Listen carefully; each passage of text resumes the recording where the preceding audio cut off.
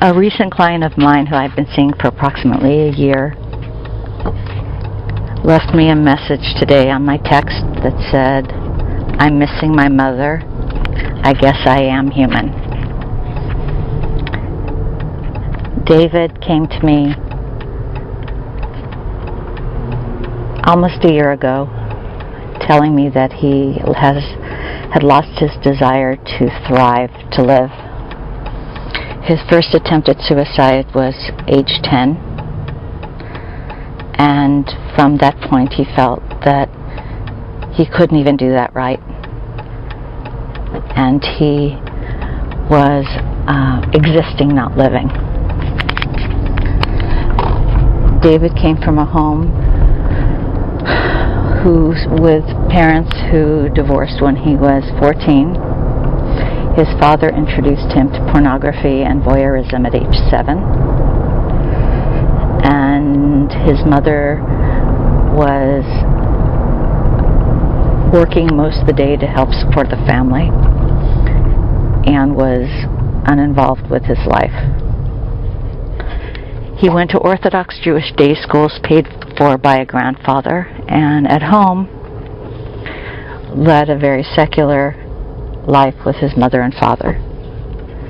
It created tremendous confusion in him, and he always felt like an outsider, both in his home because he had a faith in God, and at school because he was eating food that wasn't kosher, looking at pornography, and by the age of 11 was hiding out in trees in neighbors' yards looking at women undress. This confusion led to tremendous depression and anxiety, and the length that he would go to view nudity and to be a voyeur caused him several visits to the emergency room, breaking bones, lacerations, and no one asked. And one of his greatest pains was that he no longer felt pain. He got married in his early 20s and was married for 7 years to a woman who was filled with life, and he was filled with darkness. Instead of her being able to bring him to the light, he brought her into the pit of darkness, and after 7 years she decided to leave him. He wasn't able to feel the pain, the loss, the anger, and he went back into hiding within himself.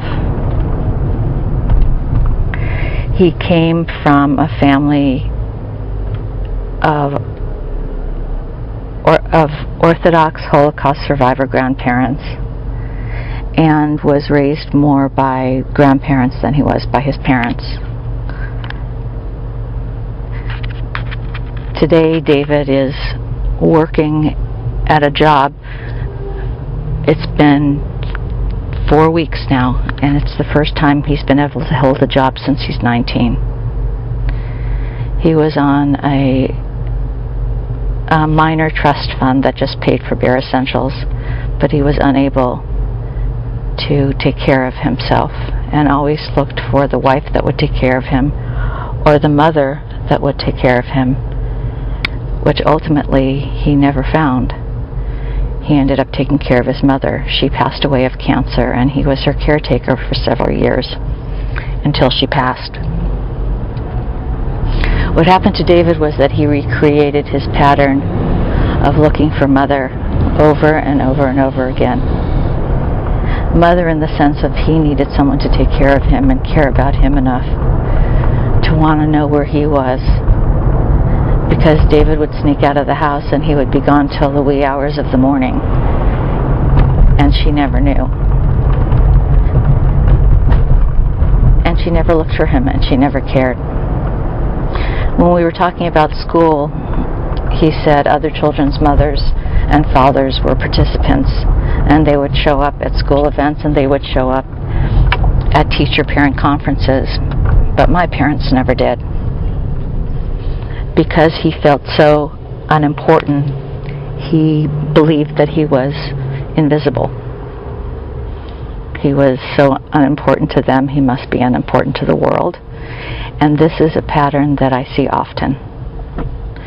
So when our earliest trust, that of mother or parent, abandons, ignores, and neglects to connect and make that attachment, we as adults often repeat that pattern and recreate relationships that either beg for the attachment we never got, or we abandon before things become intimate.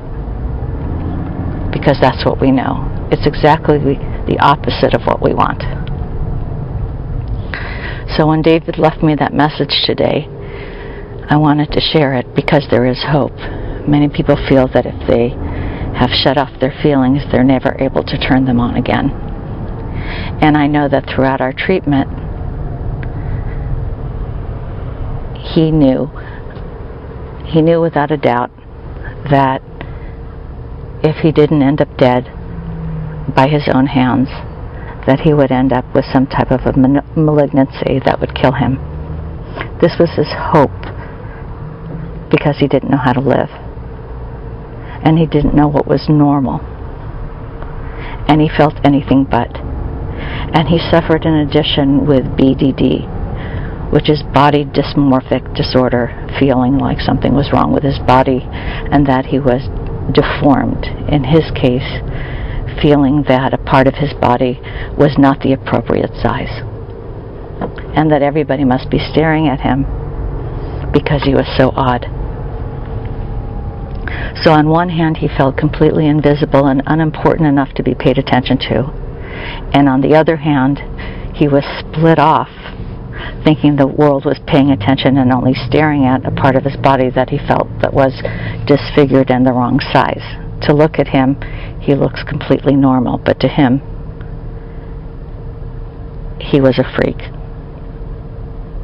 So he had been hiding out in this cave that he created for himself, this little room of darkness, looking at pornography, hoarding files and files and files, which is another issue that I want to get into later, that there is a new type of hoarding behavior, and that has everything to do with the internet. So besides just having clutterers of homes and clutterers of hoarding material that can be touched, there's now a whole new group of people that hoard files on the internet, David being one of them. So there is hope to those who continue to get help. He feels, and he's shocked that he feels, and now he's feeling sad, which I believed was under there all along. Sad that he never had the parents that cared for him in the way that he needed to be cared for, parents who introduced him to his addiction, parents who ignored his needs, and now a parent that has passed away who he didn't miss and now yearns for.